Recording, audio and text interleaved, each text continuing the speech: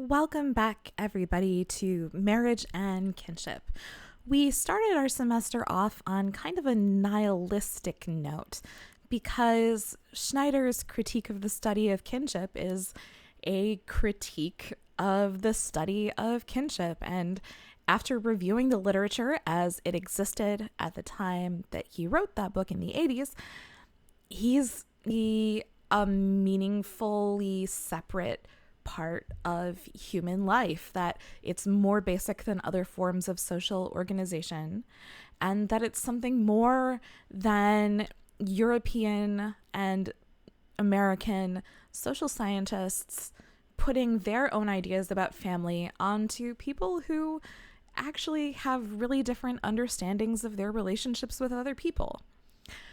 But today, we are going to look at somebody who does believe that kinship is a real thing and who also believes that he has outlined its elementary structures, and that would be Claude Lévi-Strauss.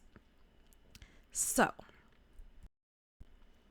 before we can get started, we do need some definitions because people who study kinship like to have lots of specialized terminology. I don't know what I can tell you. So to start with, exogamy is marriage with somebody outside one's own social group.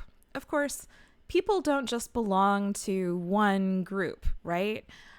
You might belong to a family group, to a descent group, as we talked about last time, to an ethnic group, religious group, to a class group.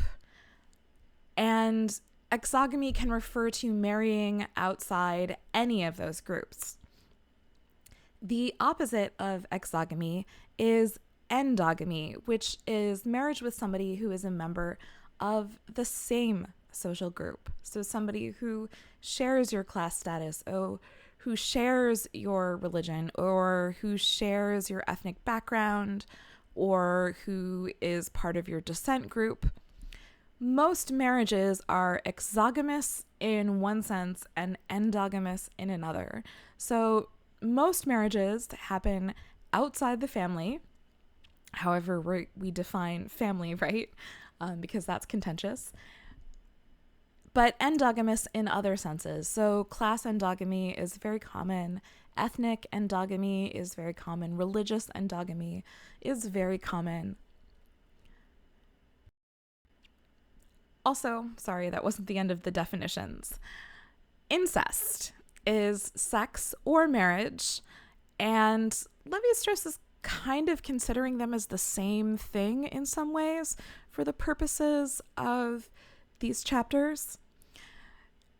Sex or marriage with someone who is too close family to be an appropriate spouse. Note that incest doesn't mean with somebody who is related, because there are lots of situations where you might be related to somebody, but they're still an acceptable spouse. We'll talk about this more later in the semester, but cousin marriage has been extremely common in lots of societies throughout the world, throughout history. So it's not just somebody who's related to you, it's somebody who is too closely related to you. Next, polygamy is having multiple spouses at the same time. When we say polygamy, we don't actually specify the gender of the spouses. So if I had a husband and a wife, that would be polygamous. Polygyny specifically is having multiple wives, and polyandry specifically is having multiple husbands. Monogamy, by contrast, is the condition of having one spouse at a time. Maybe you have more than one spouse throughout your lifetime, but never simultaneously. Okay, one more definition before we can get started talking about what Lévi-Strauss actually has to say. We need to talk about reciprocity, which is the principles of gift exchange, giving, and receiving. Because the thing about giving a gift or receiving a gift is that the gift has to be returned. You can't just get a gift, say thanks and not give them something back ever. I don't know about you. To me, one of the most horrifying things I can imagine is somebody that I didn't expect giving me a birthday present or a holiday present of some kind, because it means that I have to then find out that person's birthday, remember that person's birthday, get that person an appropriate birthday present of a similar quality or expense to what they gave me. And then once I've given them a birthday present in return, they will have to give me another present. And all of a sudden, I am locked in a lifelong exchange of gifts with this person who gave me a gift for my birthday when I didn't think we were close enough and I wasn't expecting it. Oh no.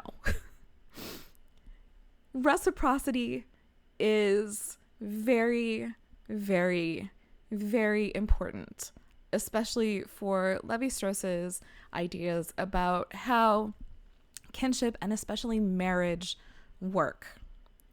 So, according to Levi-Strauss, incest prohibitions and rules of exogamy, rules that you have to marry outside your group, outside your family group specifically, work together to help people use marriages to make alliances across groups.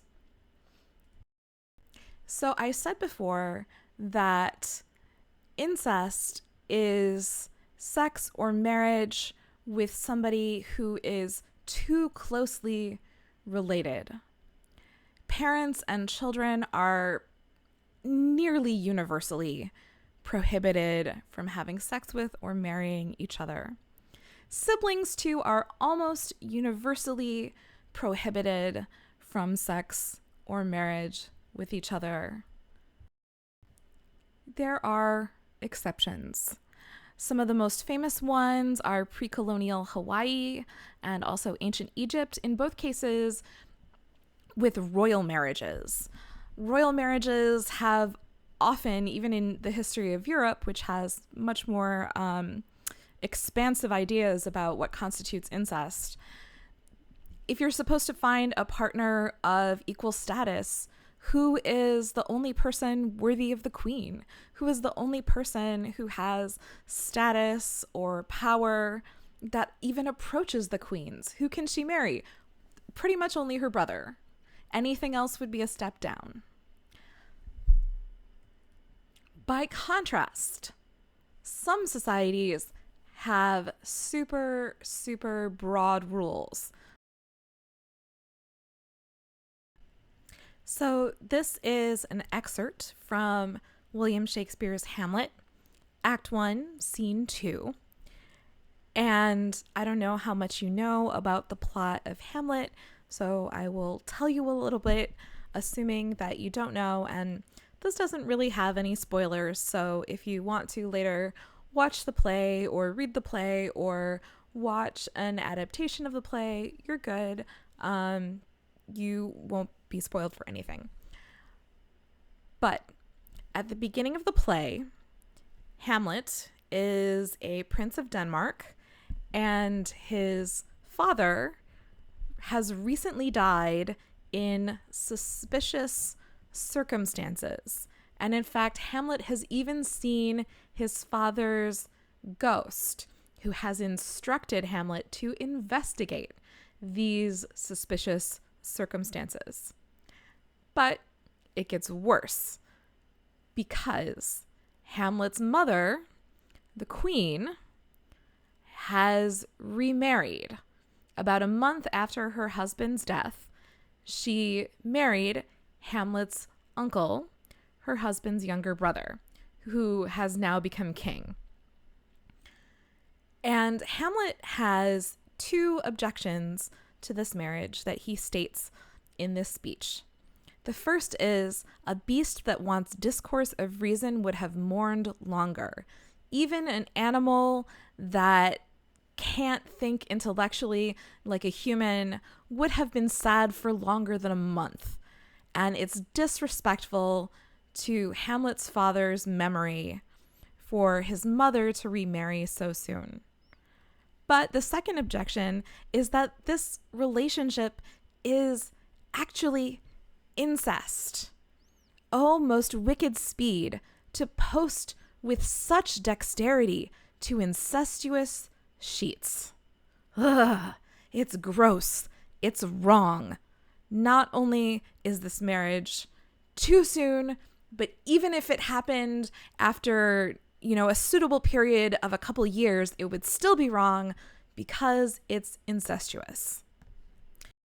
This quote from Hamlet is not here randomly, but because there's this very famous article called Shakespeare in the Bush, and hopefully you can see at the bottom of the slide, there's a link to it if you want to read the whole thing.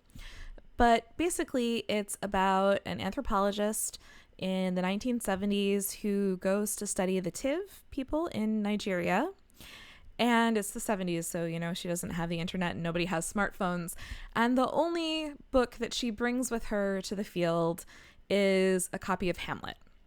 And one thing that she is researching is storytelling customs. And so she's always asking the elders to please tell stories. And at one point, the elders say to her, we've been telling you all of our stories and you have not reciprocated.